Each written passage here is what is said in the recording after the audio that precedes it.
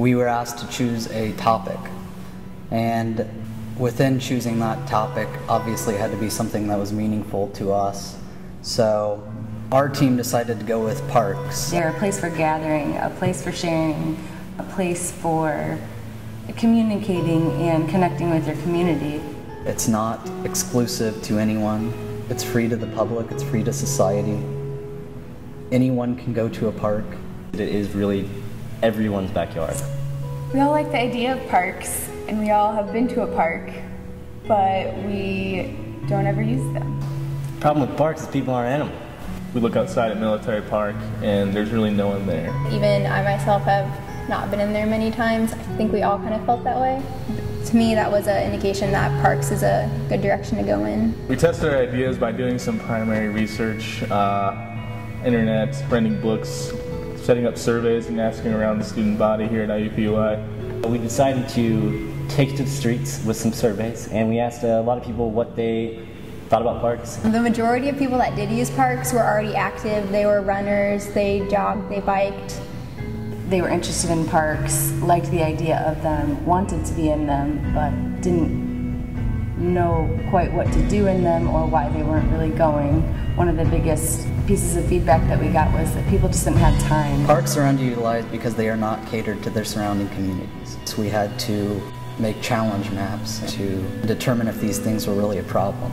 Lists and Post-its full of everything we could ever possibly think that we would want to put in a park. Food trucks, fountains, paths, chairs. Some of them were really common ideas that we felt the parks around the city just didn't have. And we just did this for weeks and weeks and weeks.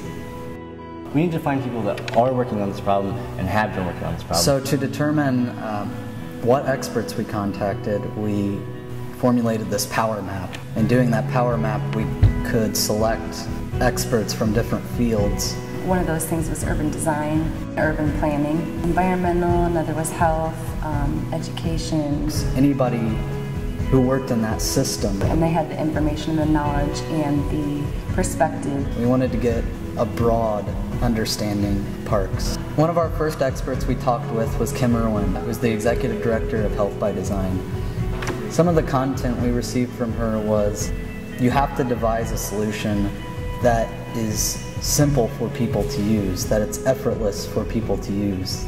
The second expert that we actually met with was Greg Belfus, who is the IDNR State and Recreational Planner. Some of the things we learned from Greg were how complicated of a system it is and how complicated it is to change even a small element within a park. Initially we wanted to make a solution that would be in Military Park or in the parks, but we realized through regulations, rules and such that we couldn't do that and that it wouldn't have a very lasting effect. We started listing a couple solutions, and we had 3 prototypes that we ended up really mocking up and showing to our experts. So the kit would address what the community felt like their park needed. That would directly help them cater the parks to their needs. Another would be a network in the form of a website where people can go and schedule events or find out what people are doing in the park and be connected with other people. Third one was a satirical campaign where we would sort of threaten the idea if parks weren't here, then it'd be good. Just doing reverse psychology to try and get in people's minds, oh, we need to pay more attention to our parks. We got a lot of great feedback from our expert meeting when we presented our prototypes. We thought we had good solutions. But our experts brought about a big point that we stopped asking ourselves why we were doing this. We really needed to reconsider and reroute our way into people's minds. What is keeping people out of the park, and what is that mindset, and how can we try and change that? We weren't inspiring action. So we have to narrow down our current audience we have. Do a great job with that audience, and hopefully we'll spread from there. With our solution, people will be able to have a place and a reason and motivation to get healthy, to take care of themselves. Maybe a tighter community, our health would be better, and people would use parks as a tool. And really create an active community within Indianapolis. So what would the future look like without our solution? Nothing would change, and parks would stay the same. They'd be run down, they wouldn't be maintained. Ultimately, parks and green spaces would be eliminated. Our goal ultimately is to help parks help you. It's not about parks anymore. It's about the people who go to them. People are needed to make a park. Parks are more than just grass and trees and space. It's about what goes on in that space.